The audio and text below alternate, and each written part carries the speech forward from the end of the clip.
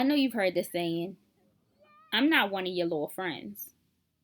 Usually from a parent to their child after said child has addressed, played with, or tried them in a way that they would deem a friend and not the person who birthed them.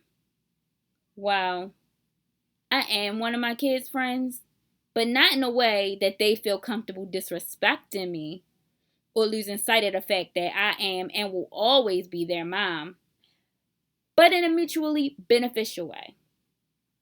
Let me explain by giving you a little backstory.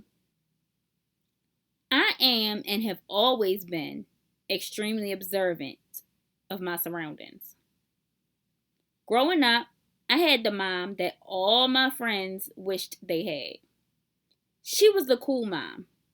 And I know you're probably thinking, oh, the one who couldn't care less what their kids did. And I was probably out late drinking, smoking, and everything else a teenager tries before they should. But it had quite the opposite effect on me. Yes, my mom was lenient, but she also cared, and I knew it.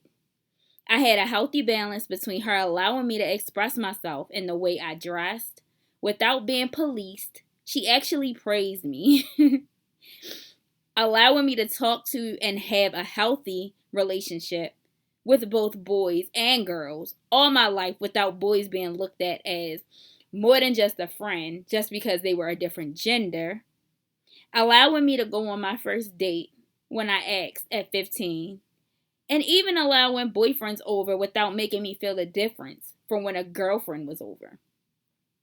However, she also communicated with me about sex, what a real friend is, my body, boys, and drilled independence.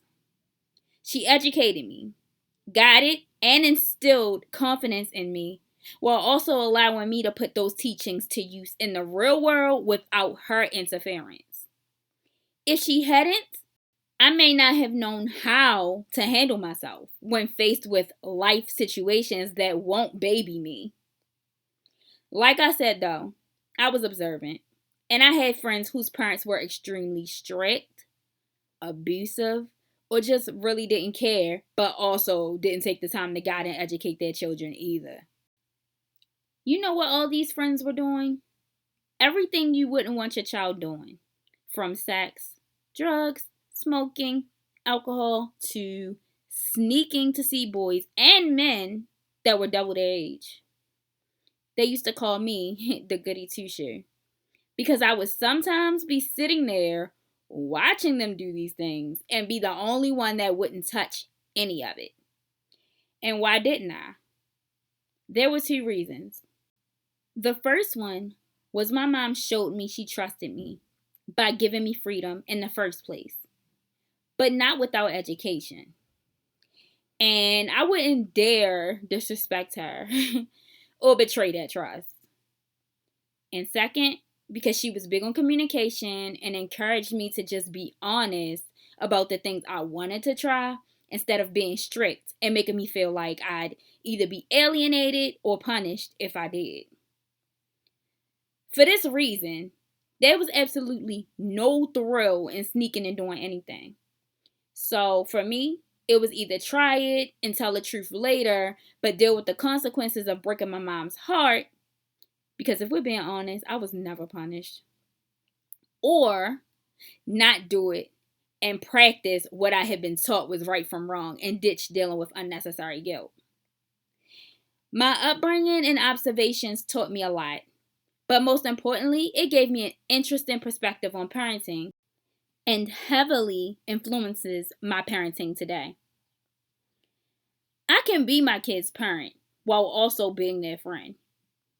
What I mean when I say it's mutually beneficial, though, is that me as a parent gets to know what's going on in my kids' heads and lives without them feeling uncomfortable with coming to me about anything or me having to pry, which allows me to guide them, teach them, and allow them to make their own choices, but with knowledge.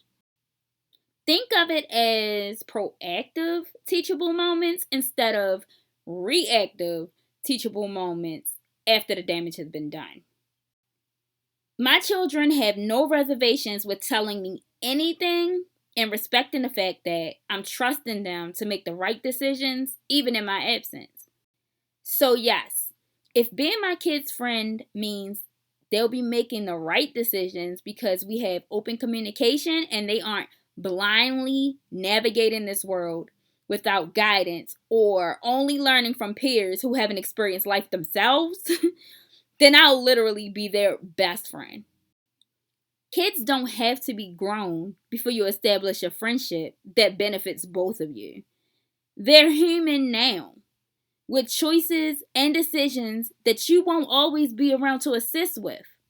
So instead of just saying no because you said so, without making sure they understand why they should have been saying no themselves, take the time like you would with a friend and make sure they have a clear understanding as to why.